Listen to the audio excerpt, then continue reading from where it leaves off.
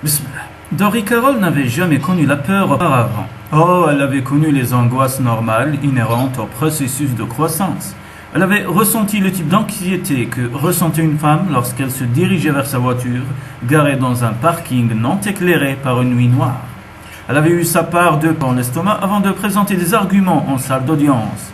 Mais la peur qui rôdait à l'intérieur de Dory Carroll était maintenant nouvelle pour elle. Un envahisseur hostile qui imprégnait son esprit et colorait ses pensées. Ce n'était pas la peur de porter un enfant, c'était une femme en bonne santé, fondamentalement en forme. Et avoir des enfants était une fonction parfaitement naturelle du corps d'une femme. Ce qui effrayait Dory, c'était le changement sur lequel elle n'avait aucun contrôle.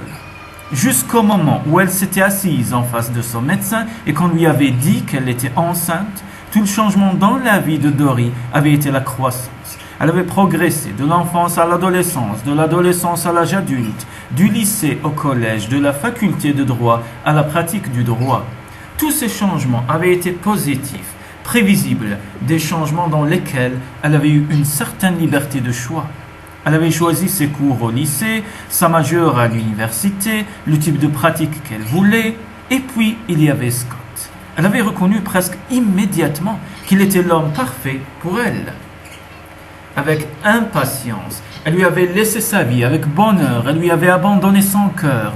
Dès le début, ils avaient convenu que ce qu'ils avaient était spécial, que leur relation n'avait pas à suivre le chemin traditionnel du mariage, des enfants et de la banlieue. Ils avaient élaboré le modèle qui permettait à leur amour de s'épanouir malgré la distance qui les séparait et le temps limité qu'ils pouvaient passer ensemble. Ils étaient d'accord, tacitement, sur le fait que leur relation était aussi proche de la perfection qu'une relation pouvait l'être. Cela fonctionnait, donc il n'était pas nécessaire de le changer, mais maintenant, à cause de la vie cachée dans son ventre, tout allait changer. Sa vie très probablement leur amour. Non, pensa-t-elle frénétiquement. Pas leur amour, pas ce qu'ils ressentaient l'un pour l'autre. Rien ne pouvait changer cela, mais assurée était que leur amour était solide. Elle était également assurée que leur relation était en difficulté. L'amour était la fondation de base, la dalle solide sur laquelle une relation était construite. Mais la structure et le design étaient également temps.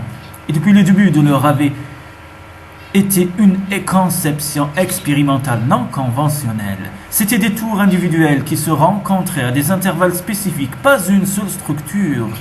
Maintenant, il faisait face à une violente tempête de changement et qui pouvait dire si la conception expérimentale pouvait résister à la pression. Le fait que ce ne soit pas le cas, que leur relation puisse se détériorer sous la pression d'une grossesse non planifiée la terrifiait. Elle pourrait perdre Scott. La perspective même de cela, l'horrible perspective menaçante, la glaçait jusqu'aux os. Elle a littéralement fait coin-coin de peur quand elle s'est permise d'y penser, même maintenant, alors qu'elle avait son corps aligné contre le sien et que ses bras étaient enroulés autour d'elle. Cette peur rampait le long de sa colonne vertébrale.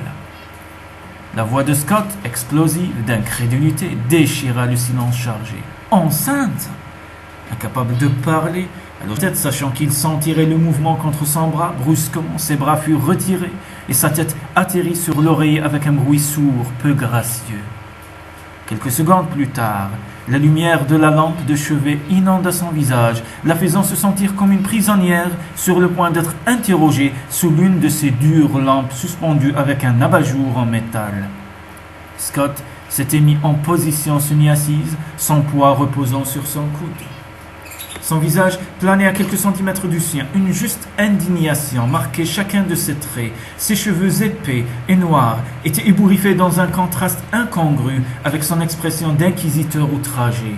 Pour l'amour de Dieu, Dory, enceinte, comment? Si la situation n'avait pas été si grave, elle lui aurait peut-être répondu par un petit mot malin, une plaisanterie. Il était si indigné, si typiquement masculin. Mais la situation était grave, et à peine plus d'une semaine auparavant, Dory s'était assise face à son médecin avec à peu près la même question. Comment? Son médecin, avec un détachement clinique et un humour ironique, avait répondu de la même manière que cela se passe depuis qu'Adam et Ève, ont créé le précédent dans le jardin d'Éden. Dory n'avait pas le luxe du détachement clinique et de l'humour ironique. Elle a dit simplement « c'est juste arrivé ». « C'est impossible », dit Scott. « Nous sommes toujours prudents avec Dolly. » Aucune méthode n'est à 100% infaillible, Scott, même si vous faites attention. Scott s'effondra sur le dos et laissa échapper un soupir laborieux. Je ne peux pas y croire. Doucement, je ne pouvais pas non plus au début. Il y eut un silence, un lent silence, gêné et tendu, qui se recroquevilla entre les lignes parallèles de leur corps sur le matelas. Je ne suppose pas qu'il ne pourrait pas y avoir d'erreur de confusion. Pas de confusion, pas d'erreur. Un autre silence, puis Scott posa la question. Qu'est-ce qu'on va faire à ce sujet? Dory déglutit, essayant en vain de se débarrasser de la boule qui s'était formée dans sa gorge. Le médecin et moi avons parlé, a-t-elle déclaré, et puis sa voix se brisa, alors que les premières larmes coulaient sur ses joues. Je ne peux pas. Quelque chose, Scott. C'est juste que, je veux dire, le docteur était tellement blasé quand il m'a parlé d'une clinique où... Mais c'est un être humain, Scott. Où ça le sera. Je ne pouvais pas le blesser. Je ne pouvais pas m'en débarrasser comme un inconvénient. De nouveau, ce silence chargé s'installa entre eux. Un ennemi invisible. Finalement, Scott dit « Je suis content. Quand tu as dit ça, tout à l'heure, j'étais soulagé. » Il a attendu trop longtemps pour demander « Pensez-vous, voulez-vous vous marier ?» La déception frappa Dory, avec la force d'une enclume tombée sur sa poitrine. Il avait hésité, et l'obligation était audible dans sa voix. Il lui fallut plusieurs respirations profondes pour calmer sa propre voix. « Non. »« Dory, » dit-il, mais elle le devança. C'est le laisser argumenter, le laisser proposer de faire la bonne chose. Elle pourrait se laisser convaincre que c'était vraiment la bonne chose à faire. Scott, la seule raison valable pour que deux personnes se marient est parce qu'elles veulent se marier, pas à cause d'un code d'éthique obsolète. Mais je peux m'en occuper, Scott. Je serais hypocrite si je dirigeais cette grossesse vers ta tête comme un fusil de chasse à l'ancienne. Je ne suis pas une vierge que tu as séduite dans le grenier à foin. Je suis une femme mûre et indépendante qui s'est engagée de tout cœur dans une relation sexuelle. Vous avez dit clairement dès le début ce que vous pensez du mariage et je l'ai accepté. En fait, j'ai partagé les mêmes sentiments. Ce serait mal, désastreux pour nous de commencer à faire semblant de vouloir ce que nous n'avons jamais voulu auparavant. Une autre pause, un petit soupir. Peut-être que tu as raison. Dory ferma les yeux contre les larmes qui les brûlaient. Elle avait entendu le soulagement dans sa voix. Que Dieu l'aide! Elle pouvait sentir le soulagement dans son corps, le sentir même s'il ne se touchait pas. Elle le sentit avec une intuition qui ne nécessitait pas de toucher. Elle méprisait Scott pour ce soulagement et savait qu'elle n'était pas juste. Il n'avait pas eu le temps de penser à inclure cet événement non invité. Scott n'était pas un père de famille. Il n'avait jamais prétendu l'être. Après les débâcles que ses parents ont fait de leurs différents mariages, il était timide. Et à juste titre, elle pouvait difficilement s'attendre à ce qu'il assimile la nouvelle de sa paternité imminente en moins de 5 minutes.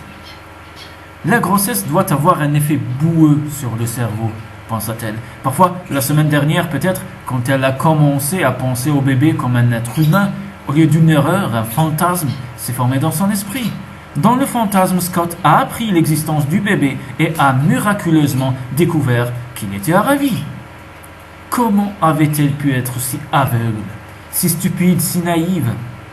Bien sûr, Scott n'était pas ravi. Bien sûr, il ne voulait pas soudainement s'installer non seulement dans le mariage, mais dans la parentalité. Le tout d'un seul coup. Vous ne transformez pas un célibataire endurci en un père de famille passionné en annonçant « Surprise, je suis enceinte ».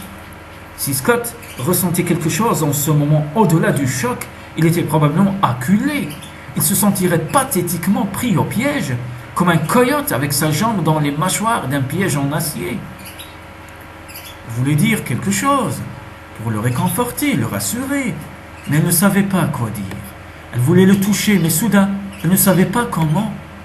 Dory, tu sais que je tiens à toi, n'est-ce pas? Scott, oui, bien sûr. Je le sais. Il attrapa sa main et passa ses doigts dans les siens. Je suis content que tu le saches. Une éternité silencieuse suivit avant qu'il ne s'endorme. Dans son sommeil, Scott se tournait vers Dory, l'enlaçant de ses bras et de ses jambes. Dans son sommeil, Dory se blottit contre Scott, posant sa tête sur sa poitrine. Au réveil, Dory s'extirpa prudemment de son emprise. Ce n'était pas une mince affaire avec un homme endormi qui la serrait possessivement, s'accrochant à elle quand elle essayait de bouger. Quelques instants plus tard, le vide du lit réveilla Scott. Au crépuscule d'un demi-sommeil, il reconnut la douceur du lit de Dory, sentit le faible reste de son parfum qui s'accrochait à la literie. Il tendit la main vers elle et ne trouva qu'une chaleur vide et persistante sous les draps où elle devrait être. Un vague malaise planait sur son demi-éveil, comme s'il s'était réveillé au milieu d'un cauchemar qu'il avait laissé au bord de l'alarme. Lentement, alors qu'il se réveillait plus complètement, les souvenirs de la nuit précédente lui revinrent en mémoire. La réalité était pire qu'un cauchemar. Moins échappable, Scott grogna dans son oreille. Quel gâchis! Il n'avait pas été consciemment conscient de l'eau qui coulait dans la douche, mais il nota le moment exact où les tuyaux claquèrent pour protester contre leur fermeture. Immobile comme la mort, il écoutait les sons étouffés de Dory se séchant, s'habillant, s'essuyant les cheveux. Il fit semblant de dormir quand elle traversa la chambre sur la pointe des pieds. Il avait besoin de temps, quelques minutes en moins, pour réfléchir à la bombe qu'elle avait larguée la nuit dernière. Ce n'est que lorsqu'il sentit l'odeur du café et entendit des bruits de cuisine provenant de la cuisine qu'il se traîna hors du lit et se dirigea lourdement vers la salle de bain. Alors qu'il se préparait à se raser, il regarda avec dégoût l'image dans le miroir. C'était une image assez plaisante, un beau visage conventionnel. Ses cheveux étaient toujours épais et sombres malgré les traîtres mèches grises qu'il découvrait de temps à autre. Non, il ne se plaignait ni du visage ni des cheveux. C'était l'homme à l'intérieur qu'il détestait, le lâche, l'homme qui était moins honorable que Scott Rowland Junior était censé être. Il aimait Dory, il le jurerait sur une pile de Bibles dans n'importe quelle salle d'audience du monde. Mais le mariage, un bébé, ce n'était pas comme ça que ça devait être, du moins pas avant très longtemps, pas avant qu'il ne soit prêt. S'ils n'ont jamais été, ils avaient accepté, pas de papiers légaux, pas de pression, pas de chaîne, pas de harcèlement, pas de regret, pas de bébé. Pourtant, c'était arrivé. Scott fronça fortement les sourcils. Doris enceinte. Il y pensait même, ce qui lui rendrait l'estomac mal à l'aise. Pendant un moment, après s'être savonné le visage, il fixa le morceau de plastique ridicule qu'il avait sorti du tiroir que Dory gardait rempli d'articles de toilette pour lui et se demanda s'il était possible de se trancher la gorge avec un bic jetable. Pas qu'il le ferait, il ne se sentait pas vraiment comme un homme, mais il n'était pas suicidaire, seulement honteux de lui-même. Une femme comme Dory, quel genre d'homme ne voudrait pas épouser une femme comme Dory après l'avoir mise enceinte? Un homme qui ne voulait pas du tout se marier, avec qui que ce soit, voilà qui. Dory savait ce qu'il pensait du mariage, elle comprenait, elle ne voulait pas non plus se marier. N'avait-elle pas dit hier soir que ce serait une erreur? Peut-être que tout irait bien après tout. Bien sûr, il pensait qu'avec le premier coup de rasoir délibéré, tout irait bien, et le soleil se lèverait à l'ouest demain matin, juste après que la vache ait sauté par-dessus la lune.